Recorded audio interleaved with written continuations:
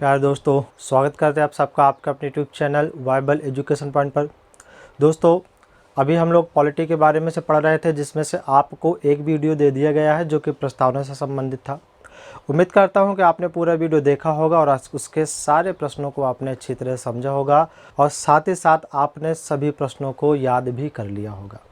अभी हम क्या है कि अभी हम लोग जो आज से यानी कि डेली आपका आज आपका मंडे है, मंडे से आपका 3 दिन कंटिन्यू आपको पॉलिटी और इसके बाद 3 दिन आपको जो कंटिन्यू जो है हिंदी के वीडियो दिए जाएंगे। और अब हम लोग जो पॉलिटी यहाँ पर पढ़ेंगे तो सबसे पहले कुछ बेसिक बातें, कुछ मोटा मोटा आइडिया उनका ले लेंगे, उसके बाद फिर हम उसके डीप में जाएंगे।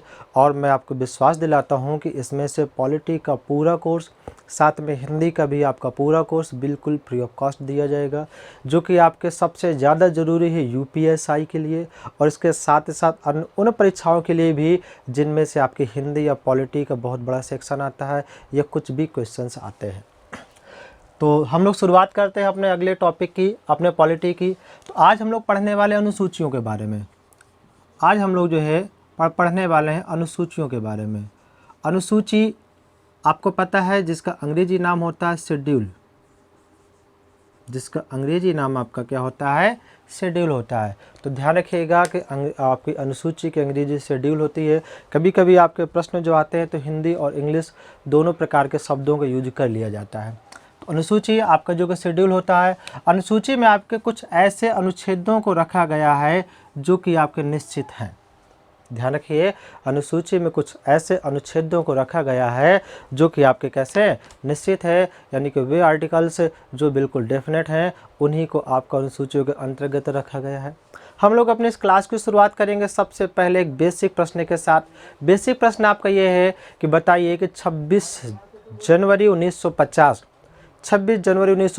को जब हमारा भारत का संविधान लागू हुआ था, उस समय हमारे भारत के संविधान में कितनी अनुसूचियाँ थी। मैंने आपसे पूछा कि जब हमारा संविधान लागू हुआ था 26 जनवरी 1950 को, तब उसमें से कितनी अनुसूचियाँ थी। तो दोस्तों आप बताएंगे कि 8। कितना बता देंगे, 8। यदि यही प्रश्न इस तरीके से पूछ ले कि मूल संविधान में अनुसूचियों की संख्या कितनी थी, तो आपको बता देना है 8। तो ये प्रश्न आपका किसी भी प्रकार से पूछा जा सकता है, या तो डेट दे देगा या तो आपका मूल संविधान में कह देगा, तो आपको बता देना है 8। उसके बाद में क्या हुआ भैया, उसके बाद में आपके 4 अनुसूचियाँ धीरे धीरे करके और जोड़ी गई। 8 के बाद में 9, 10, 11, 12 यानी 9वीं, 10वीं, 11वीं, 12वीं ये अनुसूची बाद में आपकी और जोड़ी गई। और इस तरीके से आज के समय पर वर्तमान में हमारे भारत के संविधान में अनुसूचियों की संख्या टोटल है 12 यानी कि 12। याद हो जाएगा। तो ये 2 तरीके के प्रश्न अक्सर आते हैं कि जब संविधान लागू हुआ था उस समय अनुसूचियों की संख्या कितनी थी, तो 8। आपका मूल संविधान में अनुसूचियों की संख्या कितनी थी, तो 8। वर्तमान में अनुसूचियों की संख्या कितनी है, तो 12। कितनी बढ़ गई आपकी, 4। कौन कौन सी, 9वीं, 10वीं, 11वीं और 12वीं। क्लियर, ये बातें आपको याद हो जाएंगी। अब हम लोग यहाँ पर क्या समझेंगे, हम लोग यहाँ पर समझेंगे कि जो अनुसूचियों में आपका दिया गया है, मोटा माटी थोड़ा बहुत यहाँ पर समझेंगे, क्योंकि जब भी हम लोग किसी भी चीज़ के बारे में, किसी भी टॉपिक के बारे में पढ़ेंगे तो उसका संबंध किसी न किसी अनुसूची या किसी न किसी भाग से ज़रूर होता है। तो आपका प्रश्न पूछ लेता है कि निम्न में से ये बात आपकी किस अनुसूची अथवा किस भाग में दी गई है। तो पहले हम लोग अनुसूचियाँ देखेंगे, उसके बाद में भाग देखेंगे। यदि वीडियो ज़्यादा लंबा नहीं हुआ तो पूरी अनुसूची करा लेंगे, यदि लंबा होता है तो केवल आधे ही कराएंगे। तो सबसे पहले हम लोग बात करेंगे अपनी पहली अनुसूची की। तो पहली अनुसूची, तो सबसे पहले बताइए कि पहली अनुसूची में आपका क्या दिया गया है। तो पहली अनुसूची में आपका क्या दिया गया है, आप में से सबको पता होगा लगभग कि पहली अनुसूची में आपका क्या दिया गया है। तो पहली अनुसूची में दोस्तों आपको पता है कि यहाँ पर अपने भारत जो है राज्यों का, साथ में आपके केंद्र शासित प्रदेशों का संघ है, समझे ना। तो पहली अनुसूची में आपका राज्यों के नाम, ध्यान रखिएगा, राज्यों के नाम व उनके न्यायिक क्षेत्र और साथ में उनके न्यायिक क्षेत्र, ये दोनों बातें आपकी दी गई हैं। इसके साथ ही साथ केंद्र शासित प्रदेश यानी कि आपकी यूनियन टेरिटरी जो होती हैं, केंद्र शासित प्रदेशों के नाम व उनकी सीमाएं, केंद्र शासित प्रदेशों के नाम व इनकी सीमाएं, ये पूरी बातें आपकी पहली अनुसूची में सम्मिलित है। ये पूरी बातें आपकी पहली अनुसूची में ही सम्मिलित है। तो याद रखिएगा कि पहले अनुसूची में आपका क्या क्या है। तो यदि किसी राज्य का नाम या उस राज्य का न्यायिक क्षेत्र कहाँ तक है, ये बात आपकी पहली अनुसूची में दी गई है। आपके जितने भी केंद्र शासित प्रदेश है उनके नाम तथा उनकी सीमाएं भी आपके जो है पहली अनुसूची में दिया गया है। अब आपसे यहाँ से एक सवाल करता हूँ मैं, आपको इस सवाल का जवाब देना है कि वर्तमान का मतलब आपके सितंबर 2020 की बात कर रहा हूँ मैं, सितंबर 2020 की बात कर रहा हूँ। वर्तमान में यानी सितंबर 2020 में और कुल कितने प्रदेश हैं तथा कुल कितने यूनियन टेरिटरीज यानी कि आपके केंद्र शासित प्रदेश हैं, आपको इनकी संख्या बतानी है। केवल आपके लिए प्रश्न है कि वर्तमान में कितने राज्य तथा कितने केंद्र शासित प्रदेश हैं। अब देखिए यहाँ से एक नए टाइप का प्रश्न आपका कैसे आएगा। आपको पता है कि 2019 में हाल ही में आपका जो एक जम्मू एंड कश्मीर हमारा प्यारा सा राज्य है, जिसको हम लोग भारत का स्वर्ग भी कहते हैं, उस राज्य को अब केंद्र शासित प्रदेश का दर्जा दे दिया गया है। तो इस तरीके से प्रश्न आता है कि हाल ही में संसद ने जम्मू एंड कश्मीर राज्य को केंद्र शासित प्रदेश का दर्जा दिया है। ऐसा करने के लिए संसद को संविधान की किस अनुसूची में संशोधन करना पड़ा? ऐसा करने के लिए संसद को संविधान की किस अनुसूची में संशोधन करना पड़ा? तो दोस्तों आपको याद रखना है कि किस अनुसूची में संशोधन करना पड़ा होगा, तो आपका पहली अनुसूची में, क्योंकि अभी तक जम्मू एंड कश्मीर आपका जो राज्य है तो आपका राज्य के क्षेत्र में आता था, लेकिन अब उसको क्या बना दिया गया है? अब उसको दोस्तों केंद्र शासित प्रदेश बना दिया गया है। तो याद रहेगा इतनी सी बातें, ठीक है। अब हम लोग बढ़ेंगे भैया अपने दूसरे अनुसूची की तरफ। तो दूसरी अनुसूची में क्या है, देखिए मैं एक बात आपको बता दूं कि मैं आपको पूरे वीडियो में जो भी आपको कुछ बताऊंगा वो सारी बातें आपको यहीं पर याद हो जाएंगी, बिल्कुल वो आपको सारे फैक्ट सारी बातें आपको यहीं पर याद हो जाएंगी, क्योंकि ये केवल आपके बताने का तरीका होता है। तो दूसरी अनुसूची में क्या है? तो दूसरी अनुसूची में कुछ संवैधानिक पदों पर बैठे हुए लोगों के वेतन और भत्तों के बारे में दिया गया है। तो दूसरी अनुसूची में स्पेशली किसके बारे में भैया? तो वेतन और भत्तों के बारे में। किसके? कुछ संवैधानिक पदों पर बैठे हुए लोगों के वेतन व भत्ते। अब यहाँ से आपको याद रखना है कि किसके किसके वेतन व भत्तों के बारे में दिया गया है, तो मैं आपको यहाँ से याद करा सकता हूँ।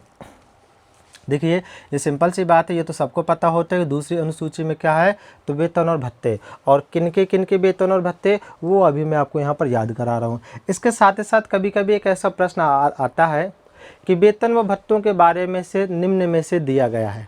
आपका ऑप्शन ऐसा होगा, पहली अनुसूची, दूसरी अनुसूची, दूसरा भाग, यह तो आपका तीसरी अनुसूची। तो आपको क्या करना है? दूसरी अनुसूची टिक करना है, दूसरा भाग नहीं करना, क्योंकि बहुत से क्या होती गलती हो जाती है, दूसरी अनुसूची और दूसरे भाग में कन्फ्यूजन हो जाता है। तो आपके संविधान में जो इस समय तो लगभग 25 भाग है आपके, और उसमें से आपका जो दूसरा भाग है, दूसरे भाग में आपका नागरिकता के बारे में दिया गया है। दूसरे भाग में किसके बारे में दिया गया है? नागरिकता के बारे में। तो आप लोग ये बात यहाँ से याद रखिएगा कि भाग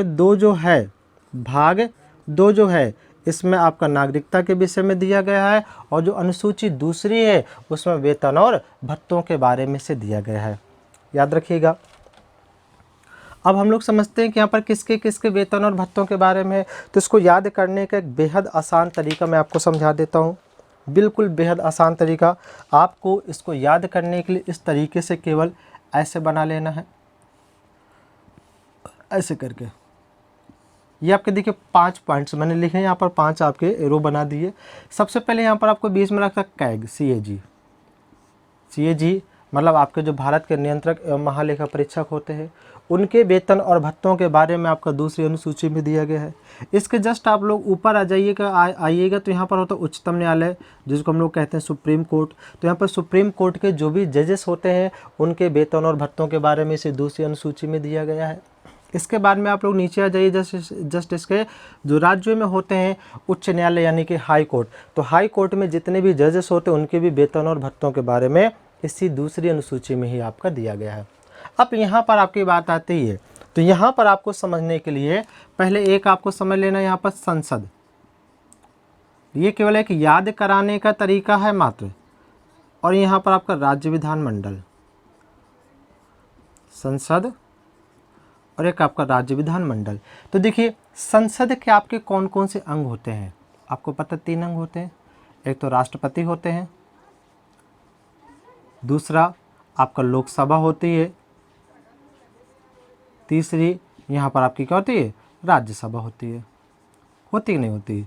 संसद के अंग में से राष्ट्रपति, लोकसभा और आपका राज्यसभा। तो यहाँ पर देख लीजिए कि आपका जो राष्ट्रपति के वेतन और भत्तों के बारे में भी दिया गया है, तो वह भी आपका दूसरी अनुसूची में है। इसके साथ में समझना जो लोकसभा के अध्यक्ष, ध्यान में रखना है, लोकसभा के अध्यक्ष और साथ में इसके उपाध्यक्ष, अध्यक्ष व उपाध्यक्ष, इनके वेतन व भत्तों के बारे में आपका दूसरी अनुसूची में दिया गया है। इसी प्रकार से देखिए राज्यसभा के प्रमुख कौन होते हैं, तो राज्यसभा के प्रमुख होते हैं सभापति। तो जो आपका सभापति के, राज्यसभा के सभापति व उपसभापति, इनके भी वेतन और भत्तों के बारे में जो है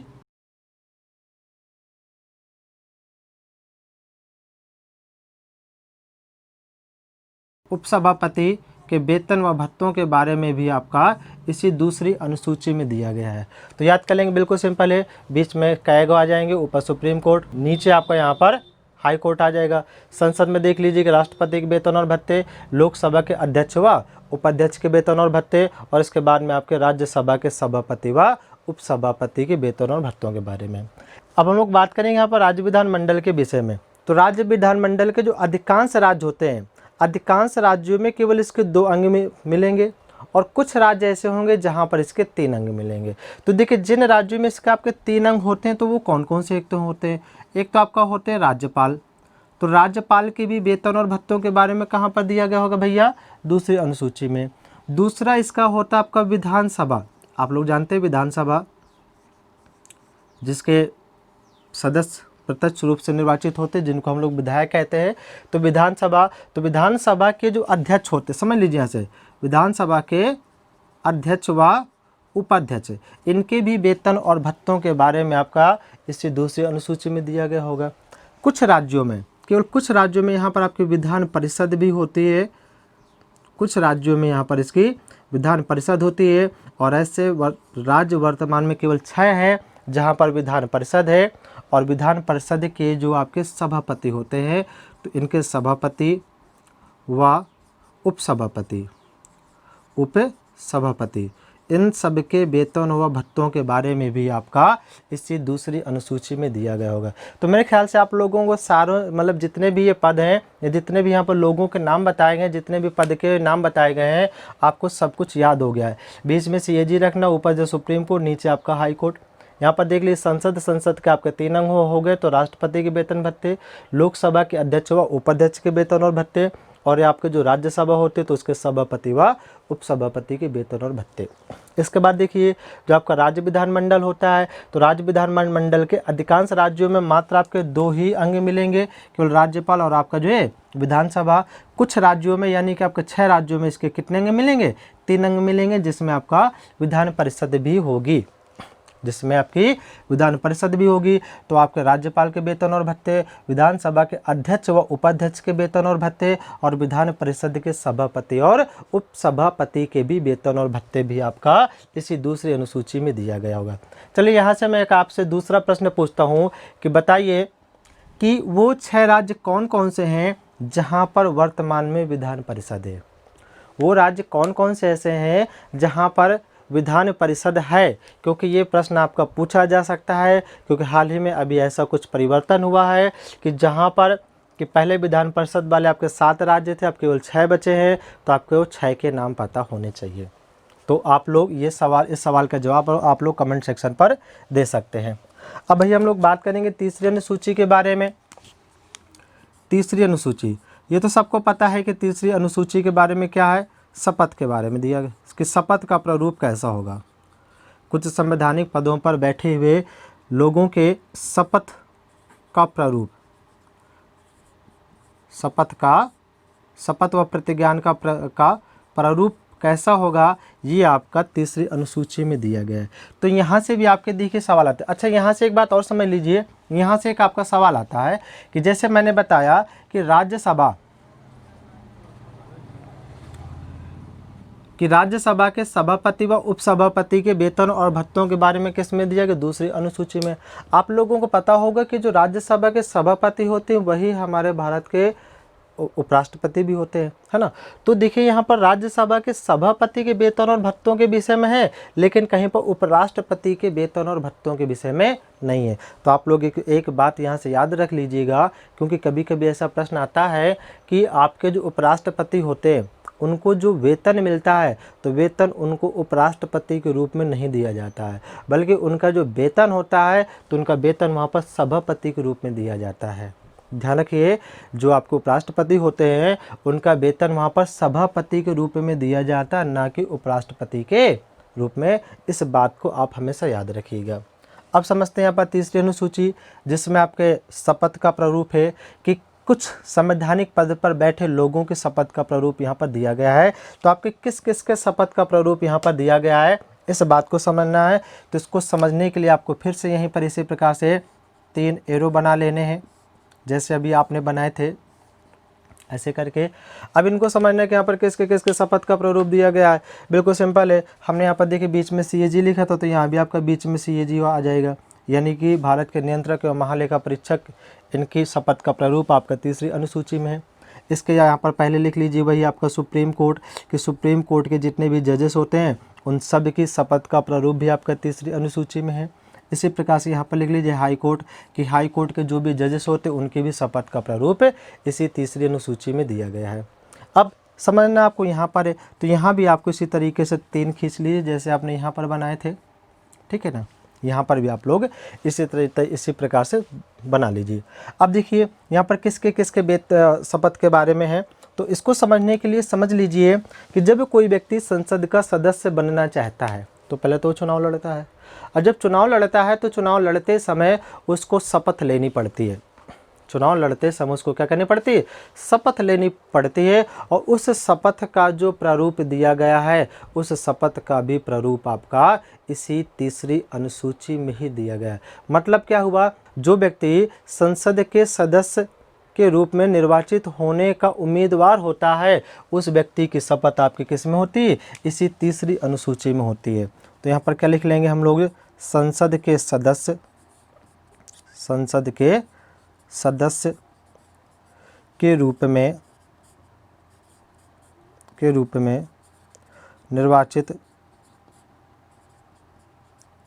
होने के लिए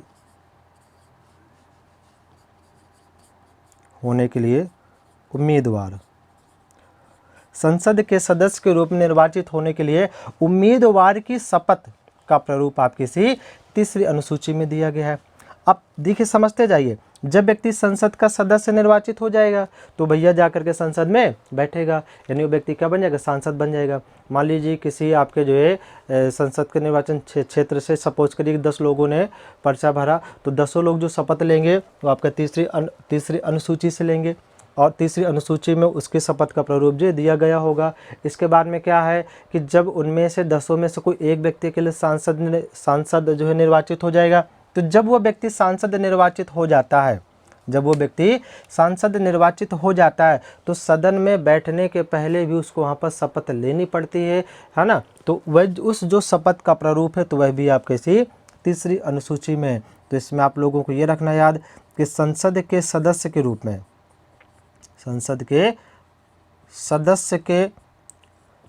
में निर्वाचित होने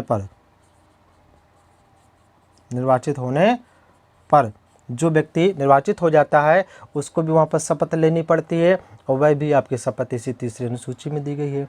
इसके बाद समझने देखिए तीसरा पॉइंट यहाँ पर क्या है कि जब व्यक्ति संसद का सदस्य निर्वाचित हो जाएगा उसके बाद इन्हीं में से कुछ लोगों को जो मंत्री बना दिया जाता है।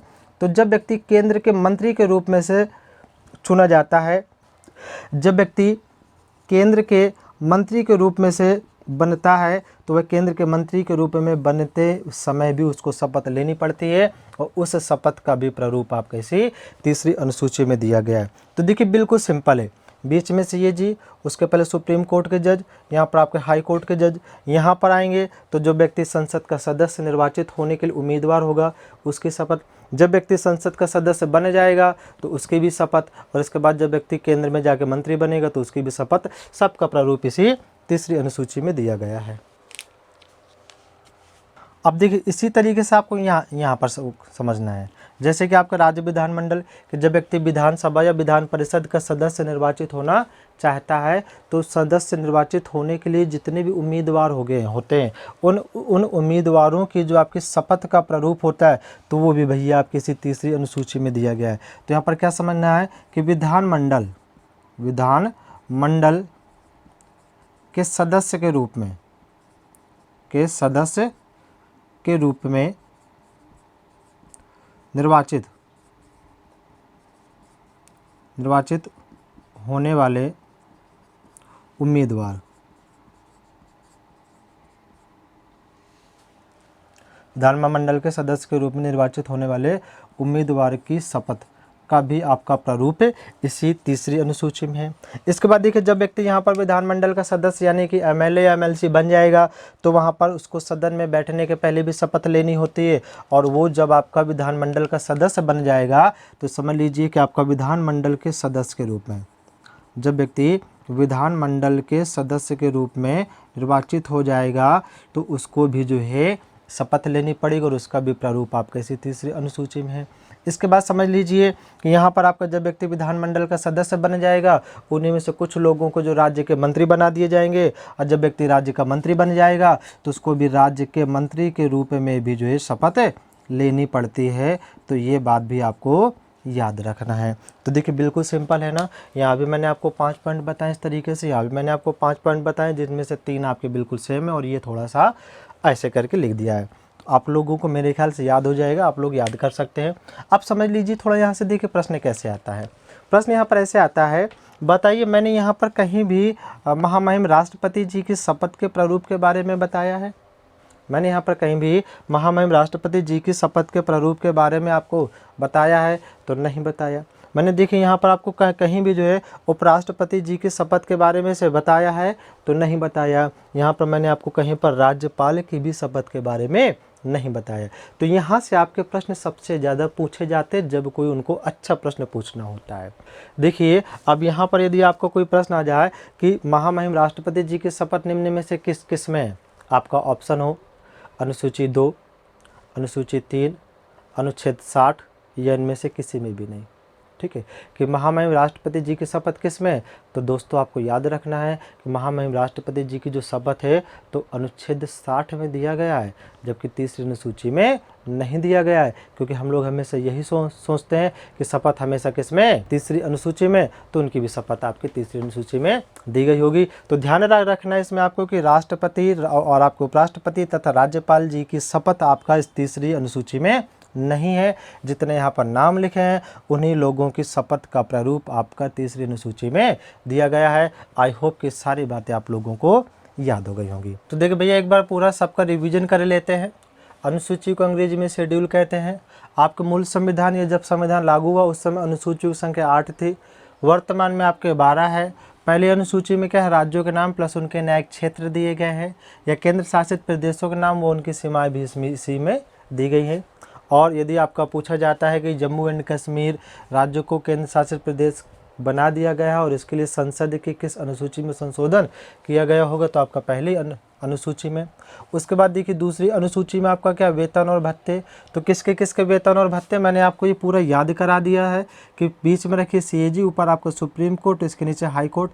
तो आपका जो भारत के नियंत्रक एवं महालेखा परीक्षक उनके वेतन भत्ते, सुप्रीम कोर्ट के जितने भी न्यायाधीश होते उनके सबके वेतन और भत्ते, आपके हाई कोर्ट के जो भी न्यायाधीश होते उनके सबके वेतन और भत्ते। देखिए संसद के जो आपके 3 अंग होते हैं जैसे राष्ट्रपति महोदय के वेतन भत्ते, लोकसभा के अध्यक्ष तथा उपाध्यक्ष के वेतन और भत्ते, राज्यसभा के सभापति तथा उपसभापति के भी वेतन और भत्ते।